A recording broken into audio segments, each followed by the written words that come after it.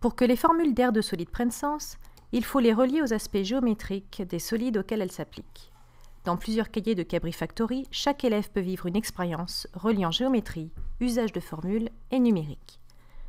L'exemple présent porte sur un cylindre dont le patron de la surface latérale est aussi donné. L'élève peut augmenter la longueur du rectangle du patron et voir le rayon du cylindre augmenter. Il la diminue, le rayon du cylindre diminue. Il peut augmenter la largeur du rectangle et voir la hauteur du cylindre augmenter. Le lien entre le rectangle patron et le cylindre se construit à travers ces variations. Une première question demande de calculer l'aire latérale du cylindre. Les dimensions du patron ne sont pas données. C'est à l'élève de prendre l'initiative de choisir ce qui est à mesurer, d'afficher les mesures et de procéder au calcul avec la calculatrice. La calculatrice affiche l'expression symbolique correspondant au calcul fait. La lettre A renvoie à un des côtés du rectangle, comme visible sur la figure. La lettre B à l'autre côté. La seconde question est plus difficile, car le calcul nécessite 2 étapes, dont la première n'est pas indiquée dans l'énoncé. Il s'agit de calculer l'aire de la base du cylindre. Il faut donc calculer en un premier temps le rayon ou le diamètre de la base à partir du patron, puis calculer l'aire du disque à partir de ce rayon.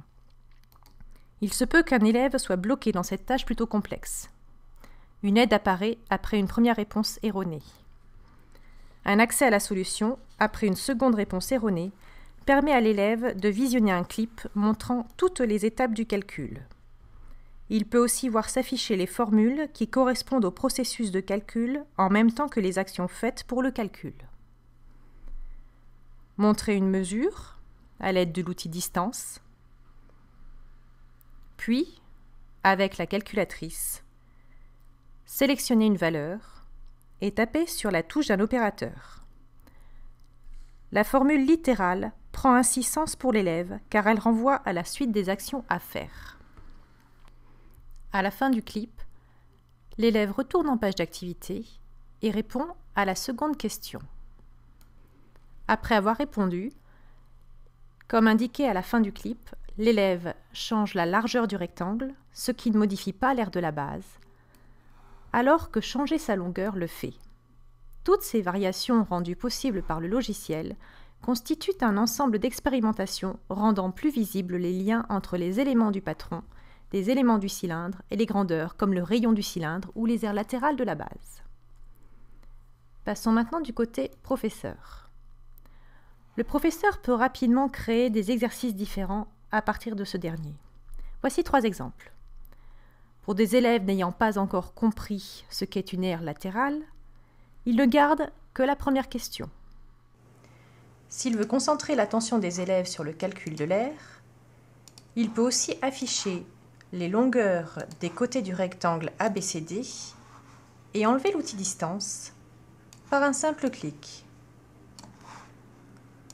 Autre possibilité, pour des élèves de niveau intermédiaire, il peut changer la première question et demander le calcul du rayon du cylindre et garder la seconde question. Dans ce cas, il faut modifier la réponse attendue pour la première question en glissant celle-ci dans la sticky note côté professeur. Pour finir, l'enseignant devra modifier l'énoncé de la réponse attendue. Pour les 2 dernières activités, l'enseignant pourra réenregistrer un clip de solution et à chaque nouveau cahier, il l'enregistrera sous le nom de son choix, à l'emplacement de son choix, avant de le donner aux élèves.